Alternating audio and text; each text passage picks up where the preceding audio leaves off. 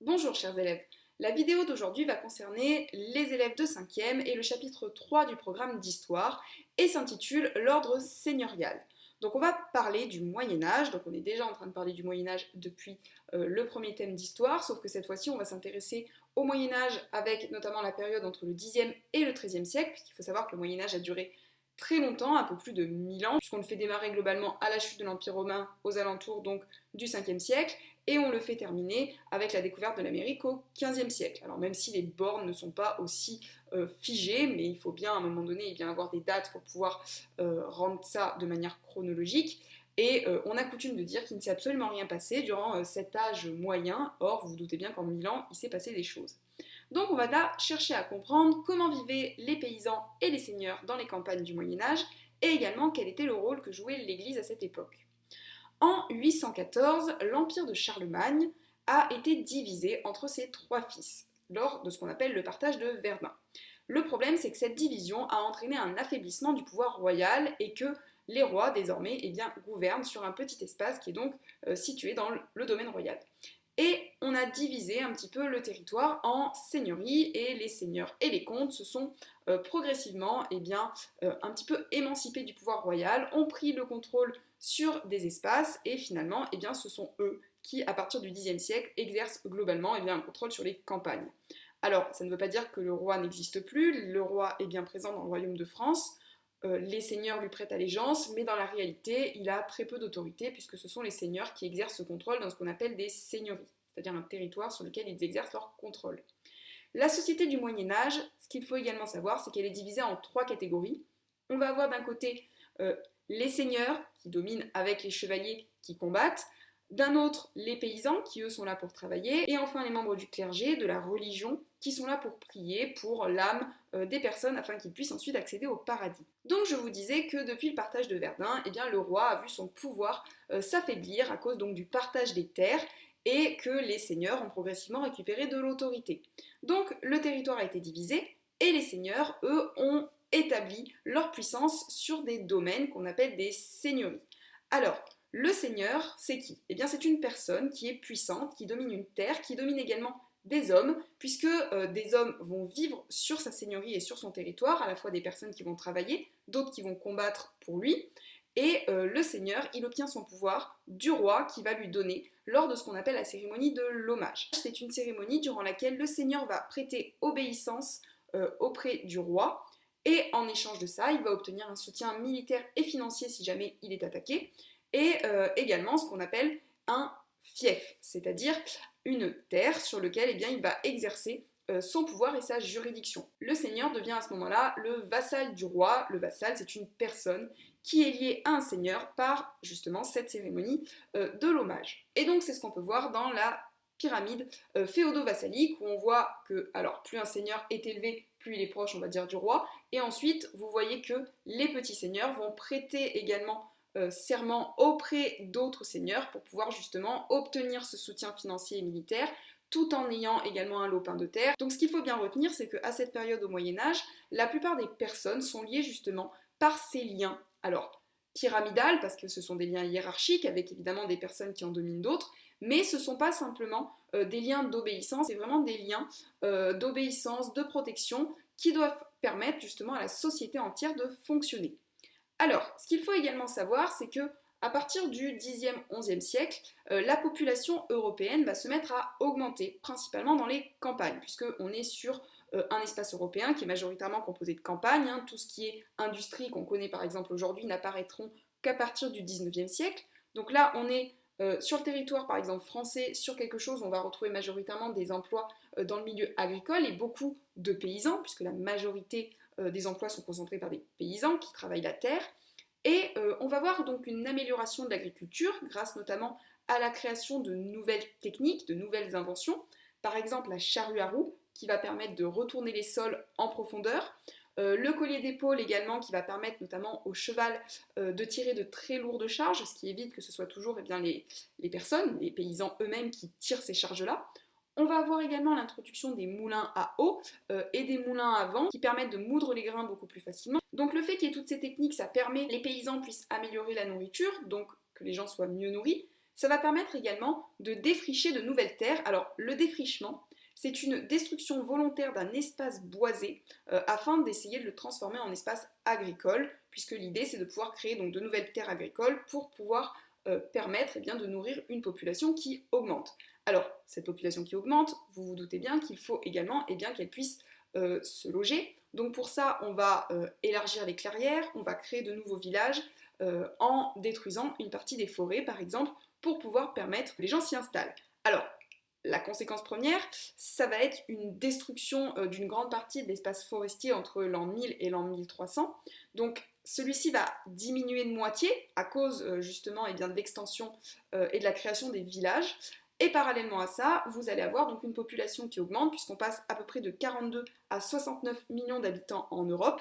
Toutefois, les seigneurs vont à partir d'un certain temps se rendre compte eh bien, que défricher les forêts c'est bien, mais que on a besoin quand même des forêts et on a besoin qu'elles se renouvellent, notamment parce qu'à l'époque, eh bien, on se chauffe majoritairement avec du bois. Alors, ce qu'il faut savoir, c'est que les seigneurs, leur but, c'est d'attirer une population pour qu'ils viennent s'installer dans leur seigneurie et dans les villages.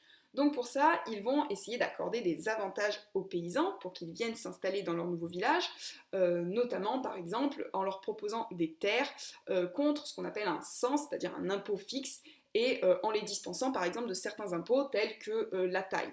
Alors justement, comment s'organise une seigneurie? Donc une seigneurie, c'est un domaine sur lequel le seigneur va exercer un pouvoir. Comment on la remarque? Eh bien tout simplement par la présence du château. Le château donc est composé également d'une réserve. Une réserve, ce sont les terres qui appartiennent directement au roi et sur lesquelles les paysans doivent exercer un travail gratuit qu'on appelle la corvée. Il va également y avoir les tenures. Les tenures, ce sont les terres qui sont louées aux paysans pour qu'ils puissent eh bien, cultiver la terre. Vous allez vous retrouver également généralement dans le village avec la présence de l'église et évidemment les maisons du paysan ainsi que certains espaces que les paysans peuvent utiliser comme par exemple le four pour pouvoir faire cuire le pain ou encore le moulin pour moudre les grains. Alors, la question c'est de savoir comment le seigneur va dominer les paysans. Alors, vous allez me dire, oui, bah, il est dans son château, donc ça me semble évident qu'il les domine, alors que eux sont dans des petites maisons en paille. Oui, certes, effectivement, ils sont dans ce château, ils ont une vie qui est complètement différente que celle des paysans, mais surtout la domination, elle passe par le fait que les paysans vont devoir payer des impôts au seigneur. Alors, il ne s'agit pas que d'une exploitation du seigneur sur les paysans. Ce qu'il faut savoir, c'est que lorsque le paysan s'installe dans une seigneurie, le seigneur a des devoirs vis-à-vis du paysan. Le seigneur, il va commander la seigneurie évidemment, mais il va également assurer la justice et la sécurité des terres. C'est-à-dire qu'en fait, si vous êtes un paysan, que vous mettez votre terre à l'extérieur d'une seigneurie, vous risquez de vous faire attaquer par des pilleurs. Donc le fait de venir dans une seigneurie, ça veut dire que vous avez la protection militaire qui est proposée par le seigneur dans la seigneurie. Mais en échange de ça, eh bien, les paysans vont devoir payer des taxes. Et les taxes, il en existe beaucoup. Vous avez par exemple le cens et le champard. Alors, c'est le loyer en fait que les paysans doivent payer pour pouvoir s'installer sur une tenure, donc sur la terre qu'ils vont pouvoir cultiver. Donc ce sont deux taxes qui sont calculées en fonction des récoltes de l'année, et en gros, plus la récolte est bonne et plus la taxe va être élevée. Vous avez également la dîme. La dîme, c'est la taxe que tout le monde, enfin tous les paysans, doivent à l'église. Donc l'idée, c'est en fait de payer cette taxe en échange des prières qui vont être faites par les religieux pour le salut des âmes. Donc celle-ci aussi, elle se fait en nature, c'est-à-dire en récolte et donc pas en sous. Il y a également la taille. La taille, c'est l'impôt qui est payé au seigneur en échange de sa protection militaire. La corvée, c'est ce que je vous disais, chaque année, le paysan doit plusieurs jours de travail gratuit auprès du seigneur pour pouvoir entretenir les réserves, c'est-à-dire les terres réservées directement au château. Alors ça peut être différents types de corvées, curer par exemple les fossés, empierrer les chemins, rentrer le bois du seigneur. Il doit également la main morte. La main morte, c'est la taxe qui est payée au moment de l'héritage, c'est-à-dire qu'en fait, s'il décède et que son fils veut hériter des terres, il faut qu'il paye une taxe au seigneur, donc la main morte, celle-là elle est en argent. Il doit également la taxe qu'on appelle le fort mariage si jamais le paysan souhaite se marier en dehors de sa seigneurie. Par exemple, le paysan tombe amoureux d'une paysanne qui est dans une autre seigneurie et il veut pouvoir se marier avec elle, il va falloir qu'il paye cette taxe qui est donc le fort mariage. Et il va devoir également payer ce qu'on appelle les banalités. Les banalités, ce sont des taxes qui elles aussi sont en argent pour pouvoir accéder par exemple au four, au pressoir ou au moulin. Alors, ce qu'il faut également savoir, c'est que les paysans, eh bien, il en existe deux catégories. Vous allez avoir d'un côté ce qu'on appelle les serfs. Les serfs, ce sont les paysans non libres. Donc en gros, ce sont des paysans qui appartiennent directement au seigneur, ils n'ont pas la liberté de pouvoir quitter la seigneurie si jamais ils veulent s'en aller. Et vous allez avoir les vilains. Les vilains, eux, ce sont des paysans libres, donc ils n'appartiennent pas directement au seigneur, ils louent par exemple leurs terres et ils vont payer des taxes. Ces paysans vont constituer à peu près 80-90% de la société, ils sont destinés majoritairement donc aux travaux des champs, aux travaux agricoles et aux travaux artisanaux. Ils exploitent les terres du seigneur et ils vivent dans des petites maisons qui sont généralement avec des toits en paille, qui sont composées d'une pièce ou deux, avec généralement en fait une pièce à vivre et la grange. Et on vit également avec la présence des animaux, puisque ça permet également de se réchauffer en hiver. La vie, elle est quand même assez rude et difficile à l'époque, hein, c'est pas la vie telle qu'on peut la voir aujourd'hui. Et les paysans vont travailler selon un calendrier agricole qu'ils vont suivre au cours eh bien, des saisons. Ce qu'il faut également savoir, c'est que la nourriture des paysans, elle est très rustique. Alors, la société, elle est chrétienne, donc on pense la société par rapport à la religion, et on estime plus on mange de la nourriture qui, par exemple, en termes de légumes ou de fruits, est proche du ciel, et bien, plus on est proche de Dieu, et plus on mange des choses qui sont dans la terre, qui sont cultivées dans le sol, et bien, plus on est éloigné de Dieu. Et en gros, eh bien, les seigneurs vont avoir tendance à manger des choses qui sont proches du ciel, puisqu'ils sont seigneurs, et les paysans, eux, vont avoir droit à la nourriture qui provient majoritairement du sol. Alors, les paysans se nourrissent surtout de pain, de soupe, de légumes secs, d'orge, de seigle. À l'époque, chaque paysan consomme à peu près en moyenne 1 kg de pain par jour et par personne. La principale difficulté du paysan, c'est justement de pouvoir nourrir sa famille. Et sinon, qu'est-ce qu'ils font en dehors du temps de travail et du moment où ils mangent? Eh bien, vous avez des festivités qui sont organisées dans les villages, par exemple pour pouvoir un petit peu animer la vie du village. Et sinon, le soir, eh bien, ils vont organiser par exemple des veillées autour du feu, ils vont se raconter des petites histoires. À l'inverse, les seigneurs, on a dit qu'ils vivaient donc dans des châteaux, ce sont des membres de la noblesse. La noblesse, ce sont des personnes qui possèdent des privilèges, notamment celui de ne pas payer d'impôts. On va avoir également dans cette catégorie tout ce qui est l'aspect militaire et notamment la présence des chevaliers. Alors, les chevaliers, ce sont des nobles, ils prêtent serment aux seigneurs, ils leur jurent notamment fidélité et de les servir et de combattre à leur côté.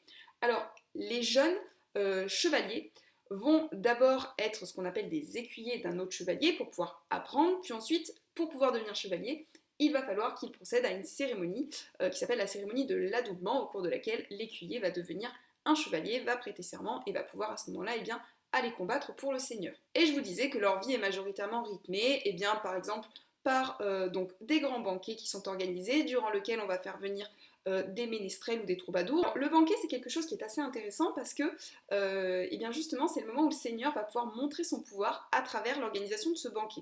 Donc je vous disais, les aliments au Moyen-Âge ont une valeur parce qu'elles illustrent en fait la place que possède la personne dans la société. Et en gros, plus on est élevé dans la société, plus on a le droit d'aller manger des choses qui proviennent du ciel. Ils vont également consommer beaucoup par exemple d'oiseaux ou de produits issus de la chasse. Alors la chasse déjà c'est un privilège de la noblesse, et des oiseaux, puisque, vu qu'ils sont dans le ciel, ils sont beaucoup plus proches de Dieu. Ce qu'il faut également savoir, c'est qu'au Moyen-Âge, on ne mange pas dans des assiettes, on mange sur ce qu'on appelle des tranchoirs, donc ce sont des espèces de pains rassis, et ces pains rassis ne sont pas mangés, ils sont juste utilisés comme ustensiles, et ensuite on va les donner aux pauvres. Sur la table, on va retrouver également des objets. On va retrouver par exemple la présence du couteau, de la cuillère, il n'y a pas de fourchette à l'époque. On a également un buffet sur lequel le seigneur va étaler toute sa vaisselle luxueuse, également tous les aliments pour pouvoir montrer le luxe et faire admirer tout ce qu'il est capable de mettre en œuvre dans son banquet. Et les repas vont être rythmés selon un déroulé qui est fixé d'avance, où on va avoir d'abord les entremets, puis le plat principal, puis la présence des desserts, et entre chaque plat, on va retrouver des troubadours, des saltimbanques, des spectacles qui vont être organisés justement par ces personnes qui viennent faire des poèmes, faire des acrobaties, raconter des histoires, et tous les éléments choisis permettent justement de mettre en valeur le seigneur. Enfin, on terminera par s'intéresser au rôle que joue la religion et l'Église dans cette société du Moyen-Âge, parce qu'il faut savoir qu'au cours du Moyen-Âge, tous les hommes sont croyants. Et dans la société européenne du Moyen-Âge, ce sont majoritairement des chrétiens de confession catholique. Alors, les chrétiens croient qu'ils seront jugés après leur mort. Et ils pensent donc que la vie terrestre, ce n'est qu'un passage vers la vie spirituelle. Donc, à leur mort, selon les croyances, les bons chrétiens vont aller au paradis, et en gros, les mauvais chrétiens iront en enfer. Dans la société du Moyen-Âge, l'Église elle possède plusieurs rôles. Vous allez avoir celle d'encadrer d'abord les fidèles. Alors avec un clergé séculier, séculier c'est celui qui vit dans le siècle, qui est au contact direct avec les croyants, donc majoritairement représenté par l'église du village, hein, avec le prêtre qui est présent directement dans la paroisse, territoire sur lequel en fait l'église va avoir une influence. Et vous allez avoir le clergé régulier. Le clergé régulier, ce sont les moines qui, eux, vivent retirés à l'écart du monde et qui vont prier généralement pour l'âme des croyants à leur mort. Alors, l'Église, elle encadre donc les fidèles. Elle encadre comment? Eh bien, tout simplement en organisant des temps au niveau du calendrier, alors sur l'année, par exemple les fêtes de Pâques, les fêtes de Noël. Elle rythme également le quotidien hebdomadaire, puisque tous les dimanches, les croyants vont aller assister à la messe. Et il va y avoir également la présence des sacrements, qui sont donc des rites sacrés par lesquels l'homme va recevoir la grâce de Dieu, et qui sont des étapes dans la vie du chrétien. Donc chez les catholiques, il y en existe 7, le baptême, donc la cérémonie d'entrée, la confirmation, la communion, la pénitence, l'extrême-onction et également l'ordination. L'Église, elle va également donc encadrer la vie des croyants par des obligations, notamment celle, par exemple, de se confesser, de faire pénitence si jamais on a fait un péché, c'est-à-dire si on a par exemple commis une faute. Alors faire pénitence, c'est en gros une punition imposée par le prêtre pour pouvoir sanctionner cette faute. Et l'Église, elle est là également pour protéger les fidèles, notamment pour soigner les malades et également pour apporter assistance aux pauvres. Cette religion, elle joue véritablement un rôle d'unification de la société à cette époque et d'encadrement, et elle permet donc de souder la communauté villageoise, et notamment également de la souder autour des fêtes religieuses qui permettent de se rassembler. Voilà, j'en ai terminé pour cette vidéo, je vous remercie pour votre écoute et je vous dis à très bientôt pour un prochain enregistrement.